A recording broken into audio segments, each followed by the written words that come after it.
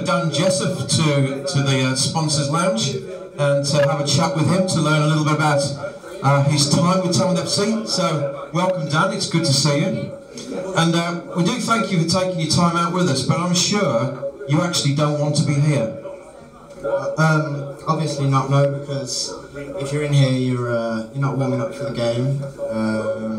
But done a little bit of work today, me and Evo, goalkeeper coach, and everything's looking good, so should be back fairly soon, to be fair.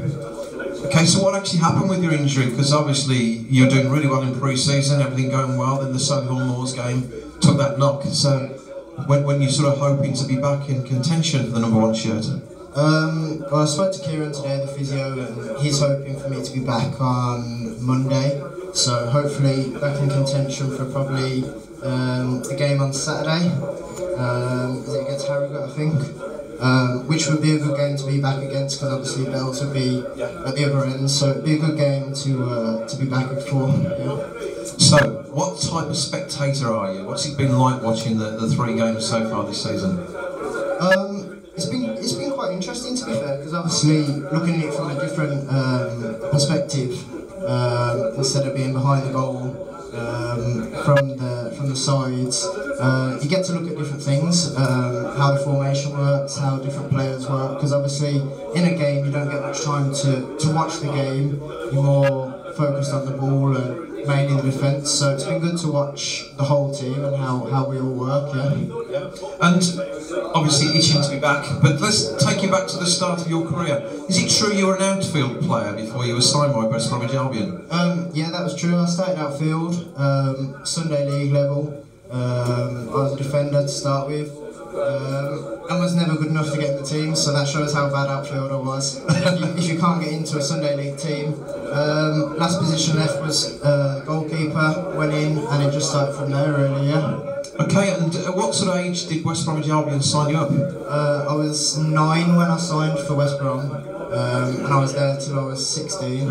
And part of the process of being sort of involved with West Bromwich Albion, they got you to move school, didn't they, from Sutton Coldfield? Yeah, that's correct. I went to a school in Sutton Coldfield, and they moved me over to a school in Sandwell. And I also had to stay in a digs over there, so with the family.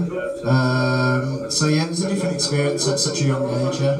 And was that sort of training on, cause obviously you're still legally school age, but you were actually training a lot more than you would do if you were normal school? We trained every day, yeah, Monday to Friday, then we'd have a game on the Saturday, so that's something else that most young people don't get. They don't get the chance to train every day, so it definitely felt more like a professional setup at such a young age. And you were let go at 16. What does it feel like to have that sort of interview, being told you're no longer wanted? It was quite hard to take, because it was of reasons that I couldn't do anything for. It was purely down to my height. Right. Said that I wasn't tall enough to be a Premier League goalkeeper. So it was a hard one to take, but you know, you have to kind of just get on with it. So Walsall liked the look of you. So how long before you managed to get to be signed by Walsall? It was actually, I got called at 7:30 the morning after by the manager, and I was in there the day after. So they were pretty keen on getting me in, and I was with the first team the day after. So tell us some of your highlights with the Saddlers. What would be the standout points for you? It was probably the times I was with the first team on the bench, making appearances for the first team. That was probably my biggest things, yeah, definitely.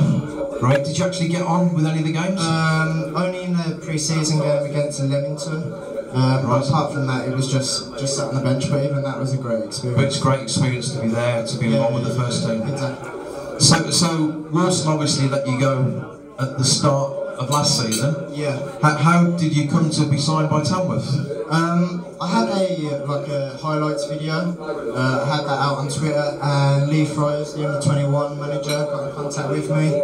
And from there I was in with the 21s for a little bit. But obviously the 21s train here with the first team, yes. So most days they would push me onto the first team, so it just started from there, really. So you broke into the Tamworth first team when Bells got injured. You had a few games around Worcester around that time.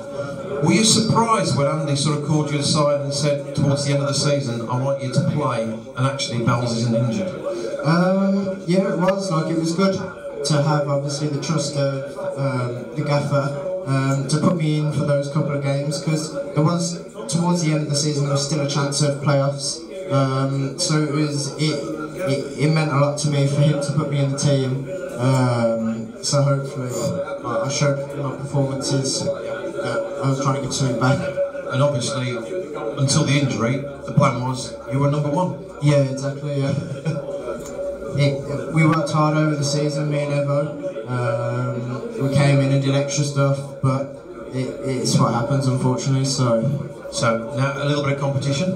Yeah, which is good. Healthy competition. Obviously, it was the same last year. Nothing's changed really. I was number 2 to Bells at the moment. I'm number 2 to Sean. Yeah. So it's the same challenge as last year, and I'm just going to do exactly what I did last year.